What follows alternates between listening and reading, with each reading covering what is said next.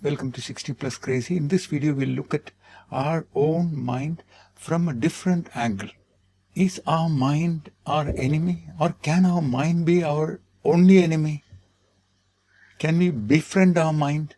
So these are some of the questions that we will address in this video, and we will see the solution, practical solution. So I'll be switching through a couple of slides which I have prepared, and we'll talk about each of those slides and understand it really well. And if you understand this well, our journey through this life can be exciting, enriching. First question is our mind our enemy? Think about it. So this is a very popular slogan from Bhagavad Gita, Uttared Atmanatmanam Natmanam Avasadayed Atmaeva Hyatmano Bandhu Atmaeva Ripuratmanaha. We will look at the last two lines, which says, you are your own friend, Bandhu, friend, and you are your own enemy. Or you are your only friend, or you are your only enemy. So the meaning is, first line is, elevate yourself through your own self. Do not degrade yourself. Next is, the self is your friend and the self is your enemy. Atmaiva hyatmano bandhu, atmaiva ripuratmanaha. You are your own friend and you are your own enemy. Your self is your own friend and your self is your own enemy. So that is what Lord Sri Krishna has said. Let's keep this in mind. Let's proceed. Let's revisit our first question. Is our mind our friend? Ask yourself, is your mind your friend or your enemy? Every time we judge, every time we worry, or when we overthink, we generate toxins. Unknowingly, we don't know this happening. And these toxins are quietly damaging our system. And do you agree that consciously, with awareness, none of us will do anything wrong? Isn't it? See, playing with fire. A child will naturally learn the dangers of playing with fire because it instantly burns, it instantly hurts, it instantly feels. Isn't it?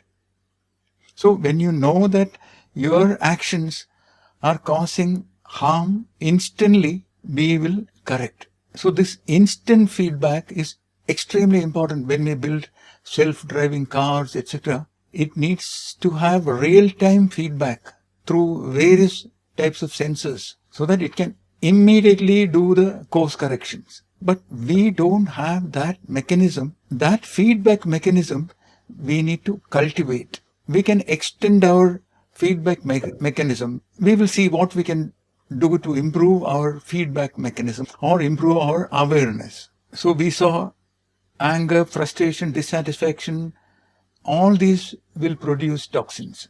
And we realize this only very late, when it has already caused enough harm. So it is time we stop and do the course correction.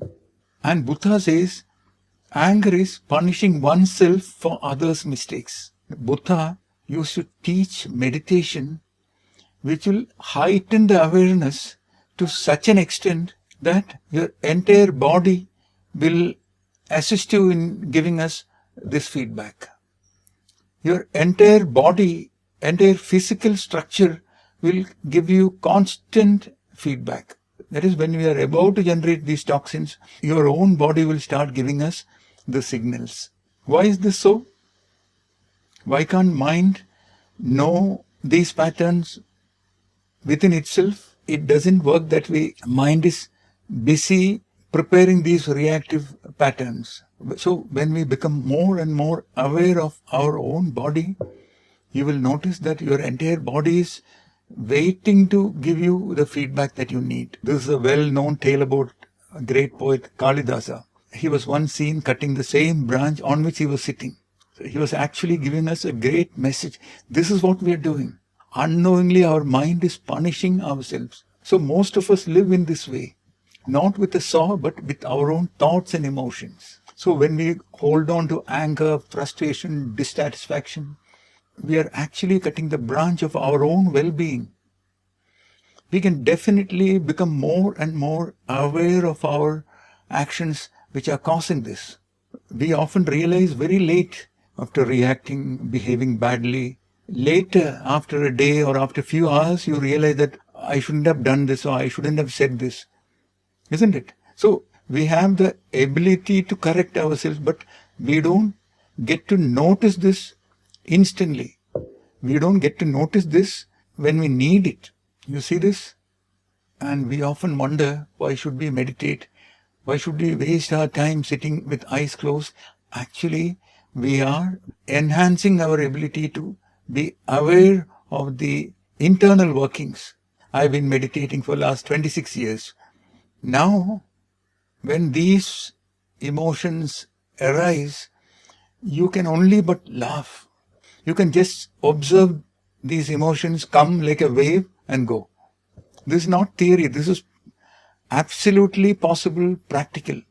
So when you notice this negativity arising like a wave, you can address it. When you don't fall victim to these emotions, emotions will slowly subside. So remember, awareness is power. We have the ability to cultivate it. So start small, just 3 minutes. 3 minutes with eyes closed, you can start observing your breath. Art of Living has got thousands of teachers all over the world, and my guru Sri Sri Ravi Shankar has plenty of beautiful videos in YouTube as well. I will share some links. So it is extremely important that we lead a conscious life filled with awareness, so that every action that we do is completely within our control and awareness.